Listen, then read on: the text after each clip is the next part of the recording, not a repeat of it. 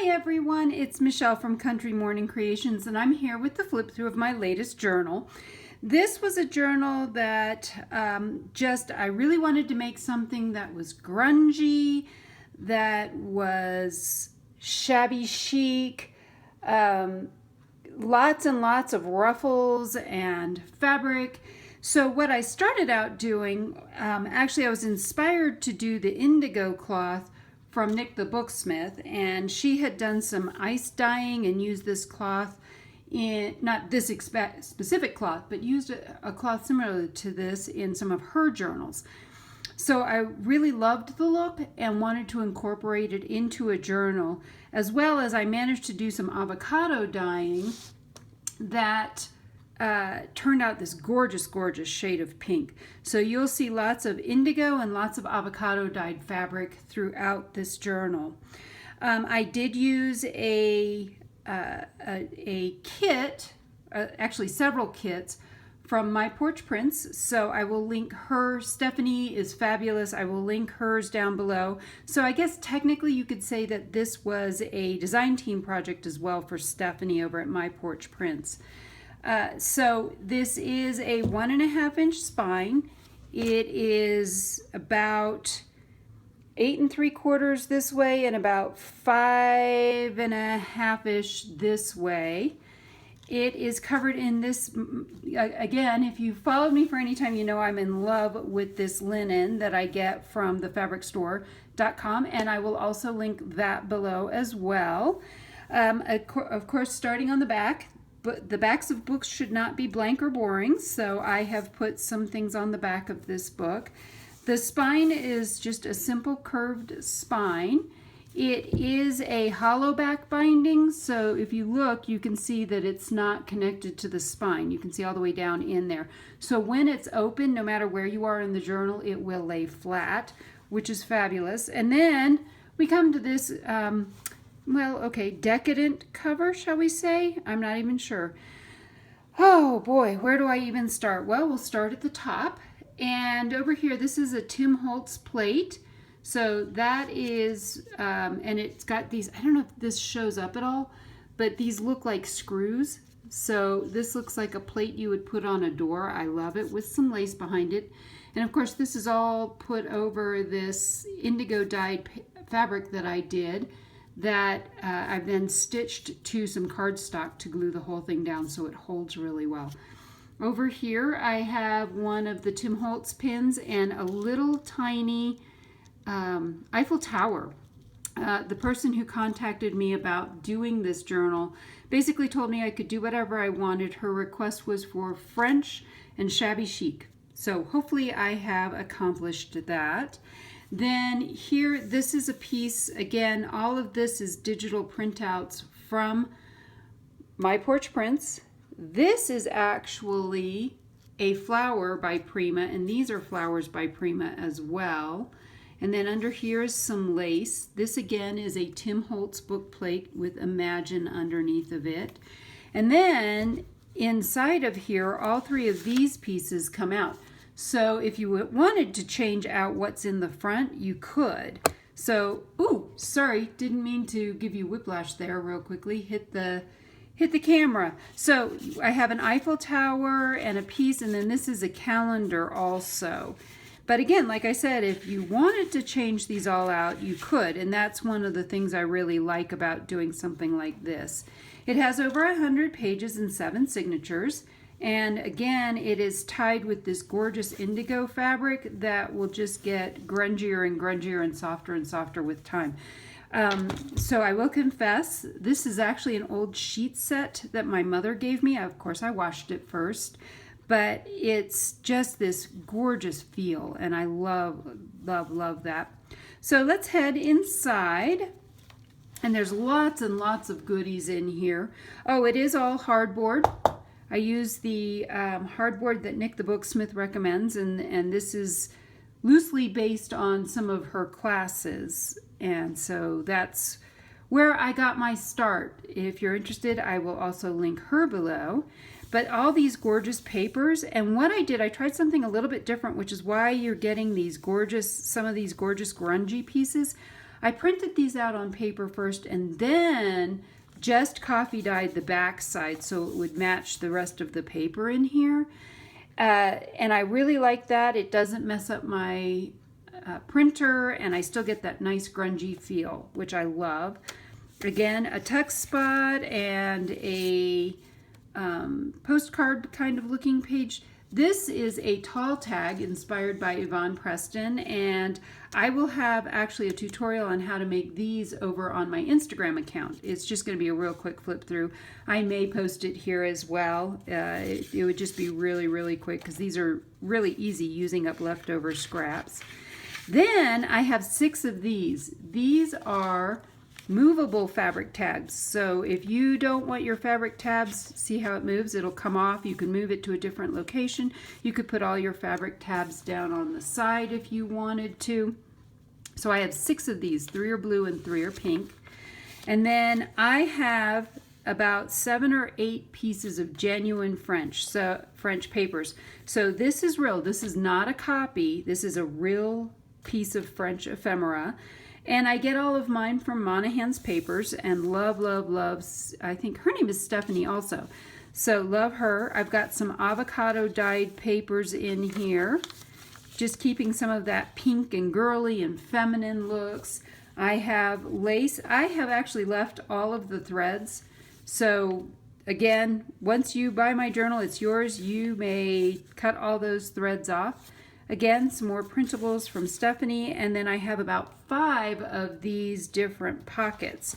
So they are, I've stitched around the edges and then layered them with a piece of either the pink or the blue fabric and some lace, and then some extra pieces that are from those kits that I used. And then another movable tab.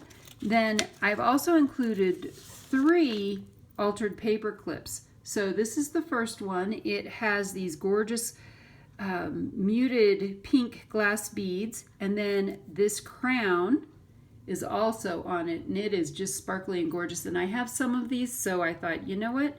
It's time to use them. And then, I don't know if you can see this, I've curled the end on that side of the paper clip.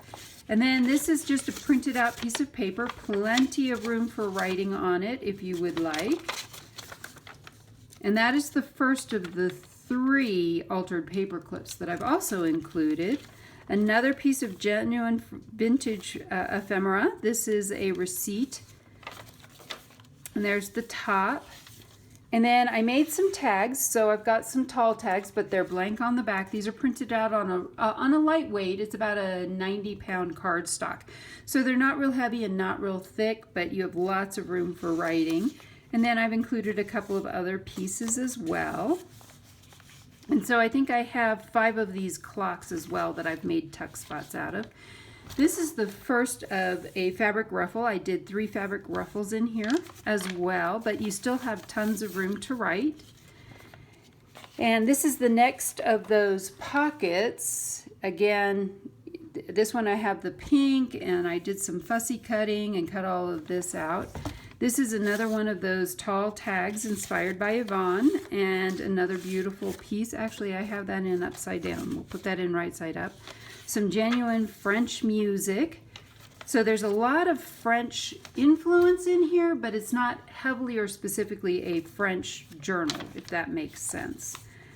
More avocado paper, some more pieces, and another clock tuck spot. I think I got them all right side up. This is the next of the altered paper clips that I have.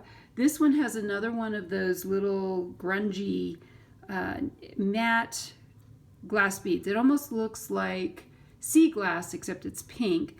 And then this one has a little Tim Holtz tag that says love. And again, I curled the end. I haven't actually made these in a while. So I have another tall tag here and another journaling card. And I'll just get this put right on here. And then this is out of a, I want to say a late 18 or mid 1800s French book. And it's all about, it's actually a religious book. So I hope that's okay to include. To me, that was pretty, I'm not worried about there being bad language in it, in other words. And an avocado dyed doily. And another, this is the Indigo Ruffle with a movable tab. And again, if you don't like where they are, you can move them. That's one of the things I love about it. Another tall tab.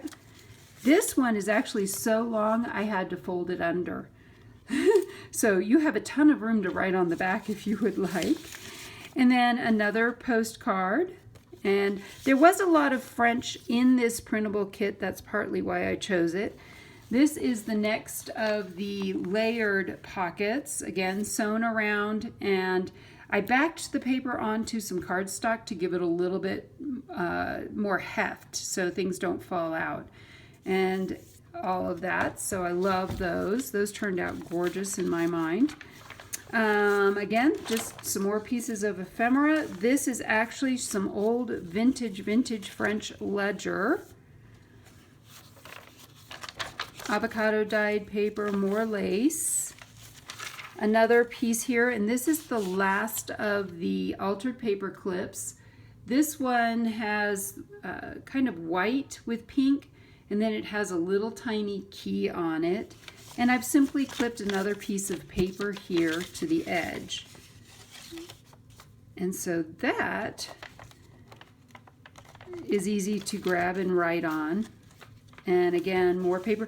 And one of the things you can do is you can always use behind it as well to write on. And again, some more journal pieces. And then this is actually a small booklet that I've put some avocado dyed paper in as well. Again, I'll let you get a close-up look at the layers on this one. And I sewed around them and left all the gorgeous tails on it. So I personally love having all these tails, and my husband hates them. If you've watched my videos before, I've said that. This is out of another French book that I have, or I'm not sure. I'm not sure where I got this, actually, now that I think about it. I don't have this book, but it is a genuine piece of French ephemera again. So none of the French ephemera in here is a printable. It is all genuine. Another lace or ruffles. Another tall tag and another piece of ephemera. Those just tuck in here. I'm kind of going fast now because I'm running out.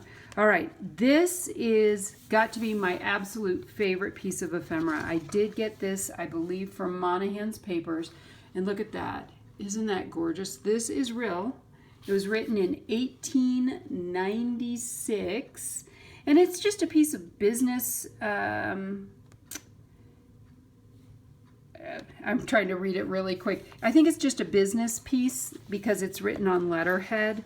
So it was just a business letter, but it just, to me, is just gorgeous. Oh, and of course mine are all, each individual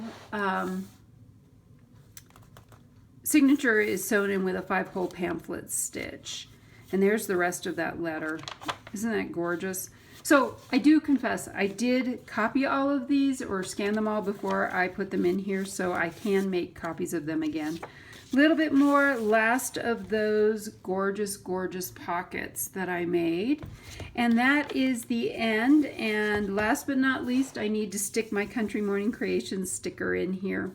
So I hope, oh, and I love this roses fabric. That is part of the spine. So when you open it up, can you see how it opens up like this? That's called a hollow back spine and a hollow back binding so that it will lay flat no matter where you open this book up. I hope you have enjoyed this flip through. I currently have a buyer who wants to get it and a backup, but if neither one of them ends up buying it, it will be available in my Etsy shop.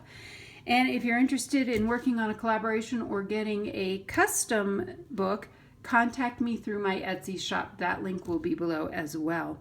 So I hope you've enjoyed this, and I hope I've inspired you to be creative today.